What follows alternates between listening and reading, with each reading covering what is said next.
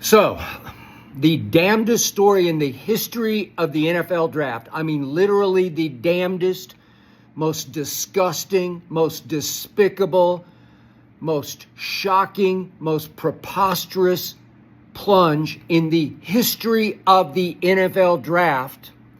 Shedeur Sanders, who should have gone first overall to Tennessee, finally going in the 5th round with the 144th overall pick to the worst franchise in all of pro football, to the Cleveland Browns, who had already passed on him 6 times and taken 50 picks above Shedeur. Dillon Gabriel, a quarterback I know very, very well. A pretty good quarterback, but not even in Shedeur's universe. 50 picks earlier, the Cleveland Browns had taken Dillon Gabriel.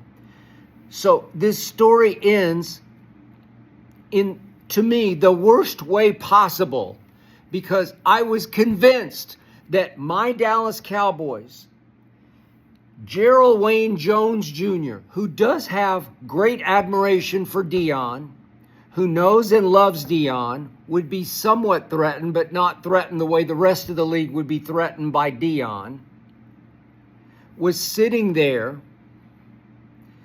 after having raved about Shedeur last night and how shocked Jerry was that he was still on the board, saying that Shedeur had the highest football character, which he does. With Dallas sitting there at 149, just 5 more picks, I was convinced that Jerry was going to finally jump on Shedeur the way he should have earlier in the draft, that Jerry would, so to speak, stockpile Shedeur for 2 years behind Dak and then go win a Super Bowl with Shedeur Sanders. I thought that was going to be the happy ending to the despicable story, the black eye for the NFL, the all-time shameful NFL story of we're all going to band together. We're going to all get the unofficial memo that we're going to teach Deion and Shedeur a lesson. We don't do it the way you do it. We don't want your kind in our league. We don't want DJs before games and at halftime in the locker room. We don't want our rookie quarterbacks to be draped already in jewelry, to be driving 3 exotic cars because you made $3 million to play college football the last couple of years in Boulder, Colorado. That was the story that I hoped would end happily with Shedeur Sanders, who grew up in Dallas, coming home to Dallas to play for my Dallas Cowboys. And here's the punchline. You ready for this? Who do I always tell you is the best GM now in all of sports? Whose team did I pick going into last season to win it all, way ahead of everybody else? Because that team had the best GM, Howie Roseman, who had won free agency. This is going back, obviously, before last season, and won the draft, not this draft, but the last draft, and become the best GM in all of sports as his Eagles rolled over Patrick Mahomes and the Kansas City Chiefs to win the Super Bowl. You heard it here first. I called it, and it was all because of Howie Roseman. And what did Howie Roseman just do to me again? Right on schedule. Who owned that 144th pick? The Philadelphia Eagles. Howie Roseman is such a genius. He's playing chess over all the checkers being played around the NFL by all the blind fools, many of whom run these drafts for these teams. As Mel Kiper just said on ESPN, this league is clueless when it comes to picking quarterbacks, and it just is. It always has been. See Tom Brady in the 6th round. See Joe Montana, the 1A greatest quarterback ever, in the 3rd round. see two-time MVP Lamar Jackson going with the last pick in the first round. And we can go on and on about Marino going at the bottom of the draft and on and on. This league doesn't know quarterbacks, and it did not know Shedeur. Shedeur's still going to figure this out, but here's the point. Howie Roseman figured it way out because he saw Jerry Jones coming, and Howie Roseman did not want Shedeur Sanders at home in Dallas with maybe eventually, ultimately, Deion coaching the Dallas Cowboys. Those two things together would be a problem for the Philadelphia Eagles in the future, not the near future, but more the distant future. 2, 3 years, 4 years down the line. That would have been a problem for Jalen Hurts and company and Howie Roseman's organization in Philadelphia. And Howie said, he gets a call from Jimmy Haslam and company in Cleveland. Oh, you want this? You can have this pick. Sure.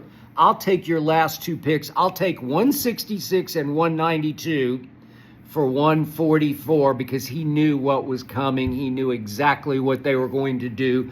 They were going to snatch Shedeur Sanders right out from under my Dallas Cowboys at 149. We did not have a pick on the third day of the draft until 149 because we didn't have a fourth rounder.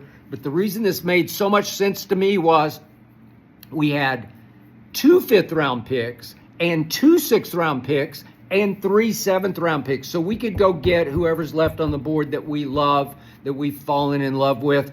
We could use that first pick in the fifth round, 149, 5 picks later than 144, to take Shedeur Sanders, and I'm convinced we were going to do that. And instead, kaboom, Jimmy Haslam, who once upon a time, remember, traded up in the first round when he saw Johnny Manziel falling.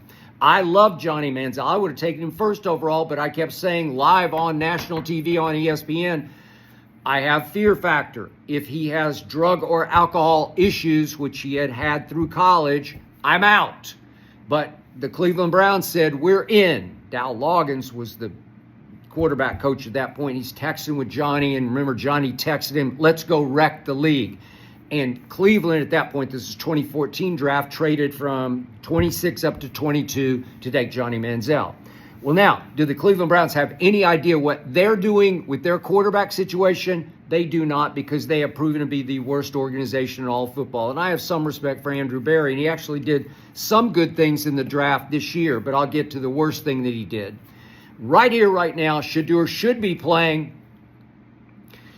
reuniting with his teammate at Colorado, Travis Hunter, because the Cleveland Browns had Travis Hunter right in their lap, and they said no, and that was the second dumbest move made in this draft, because Tennessee not taking Shedeur was the first dumbest move in this draft. Everybody who passed on Shedeur Sanders made dumber moves. Dumb. He's going to be a star in this league. I was on record before the year started that he should go first or second in the draft, that he and Travis should go 1-2 or 2-1, depending on what team finished last and needed a quarterback, or vice versa. Cleveland also needed a quarterback. Cleveland obviously should have taken Shedeur, but they had Travis Hunter right in their lap the first time, and they traded out and let Jacksonville trade him. All-time dumb. So they took Mason Graham, who I like a lot, but he ain't no Travis Hunter. So you could have had Travis Hunter and Shedeur Sanders, but you had all these picks. So then you went back to the top of the second round, Cleveland did. You had 2 picks. You had the first pick in the second round and the fourth pick in the second and fourth, I believe it was.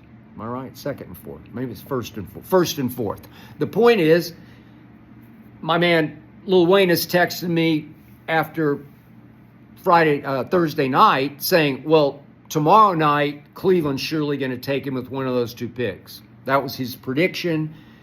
And I thought, I don't want to see him go to Cleveland because it's just a sad sack franchise. So what did they do? Jimmy Haslam got all enamored of Deshaun Watson, even though he had all of his issues that they knew full well were going to be bigger and bigger issues. And not only did they take him, they way overpaid for him. They were bidding against themselves. I have no idea what they were doing. And they basically did, instead of wrecking the league, as Johnny once said, they wrecked the franchise by taking Deshaun Watson, who was a broken man, given all of his off-field issues, and never obviously came close to living up to the money that they paid him, and now he's torn his Achilles, and I don't know what his fate is going to be. He's still on the roster, still property of the Cleveland Browns, but they had to go get Joe Flacco.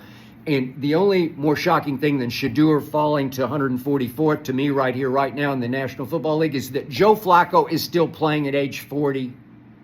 I used to call him Joe Fluco because during the regular season he could be pretty terrible, but he had that one playoff run for Ray Lewis and company in Baltimore that was all-time great. Look at his playoff numbers. They're just shockingly great. So he's a nice guy. He's a good guy, good locker room guy. He knows ball. He knows how to play the position. And he's just somebody who can get you through the night and get them through the night and get them through the night and get them through the night. He can get you, he can bridge you to whatever your next plan A is at quarterback. And he is now plan B, C, D, E, or F in Cleveland. And I guess he's going to start game one because what else? Is it Kenny Pickett? I never liked Kenny Pickett. I didn't like him before the draft. Didn't like him in college. Didn't like him for the Steelers, didn't like him at Pitt. I just didn't like him, and now he's your backup quarterback, so to speak. And Dillon Gabriel, again, he will really compete at a high level. Smart, tough, nice arm, underrated arm. He can wing it. Not a great arm, but a decent enough arm, and he can move. He ran for a lot of big first downs and touchdowns at the University of Oklahoma. Obviously played at Central Florida. He's played a lot of football, Central Florida OU, then last year at Oregon. He's really good. Is he 50 picks better than Shedeur Sanders? That is laughably, preposterously, insanely wrong. But he's on the roster, and so then Jimmy Haslam, who had dinner, son, they took out, they know Deion, they took Shedeur out to dinner. They love him. So that's the only positive vibe I can tell you here. But I don't know that do they have a plan now with five quarterbacks on the roster? What are you thinking? Is this just trade bait? Is this just another great classic trade piece? Are they going to sit back and see who comes after Shedeur? Maybe when quarterbacks start to go down training camp or going into the fall, will somebody trade for Shedeur? I don't know what they're doing because they never know what they're doing. Here's what I do know, is that Shedeur is if you play this right, he could be the best thing that ever happened to the Cleveland Browns. The best thing that ever happened since Jim Brown to the Cleveland Browns. Book it. Again, do I want to see him start game one? That offensive line was just decimated last year, but there are pieces. If they could get it back healthy, they've got nice pieces because Joel Bitonio is a 7-time Pro Bowler, and they got Wyatt Teller at the other guard, and then they got Jack Conklin at right tackle. They got pieces in their offensive line, and they actually made some good draft picks. I like Mason Graham. Is he Travis? No, that's ridiculous. Schwechner, the kid from UCLA. He's a tackling machine. I watched him 4 or 5 times. He's an overachiever because he's a walk-on, but not bad. And then they took the choice of the Ohio State running backs. They took Judkins. I like him a lot. And then they took Harold Fannin out of Bowling Green, the most productive tight end in all of college football last year. Dillon Gabriel. And then I love Dylan Sampson.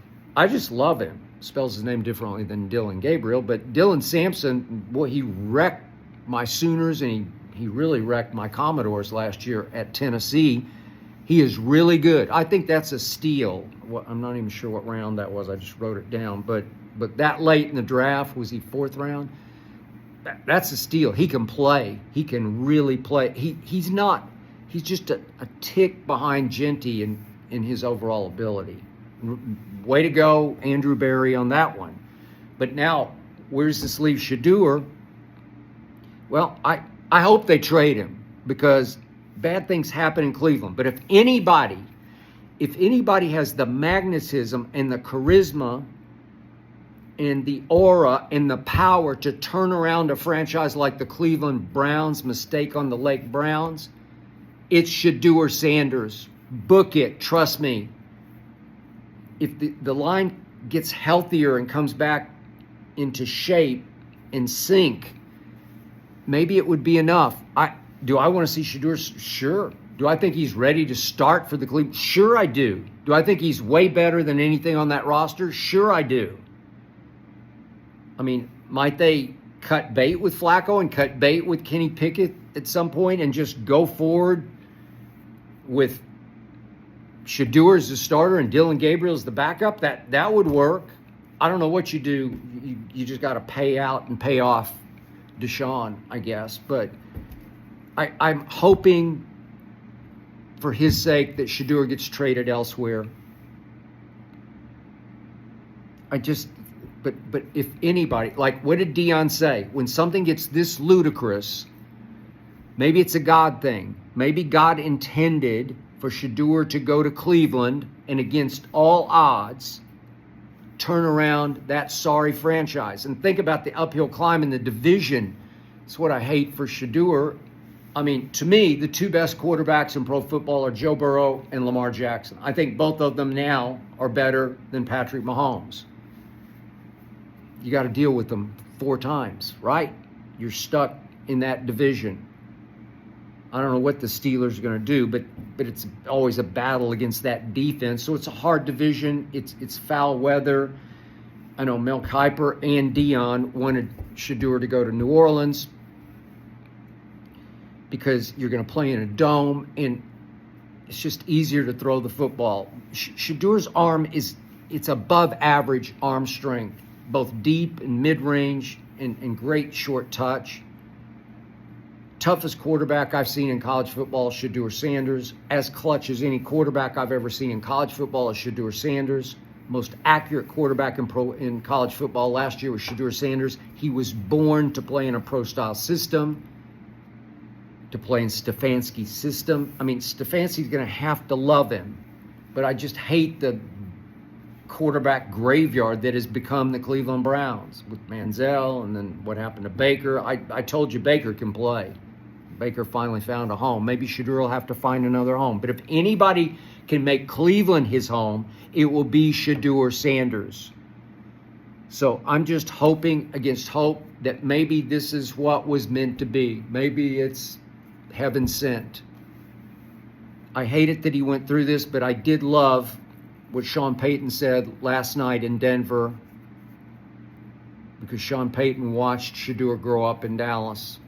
Sean Payton said he's going to make them all pay. All those teams that passed on him again and again and again, he'll keep score, he'll keep track, he'll keep his little notebook in the back of his psyche. I'm going to show them and them and them and them and them. Unfortunately, he's also going to have to show the Cleveland Browns, who passed on him 6 times before they finally traded up to take him. So thank you in the end, Howie Roseman, for doing it to me again. You stuck it to me one last time. You kept Shedeur away from my Dallas Cowboys with the 149th pick. You are a genius. You are the best. And we're still stuck with Gerald Wayne Jones Jr. Shedeur, go get him. Wherever it is, just go get him. May God be with you. God is with you.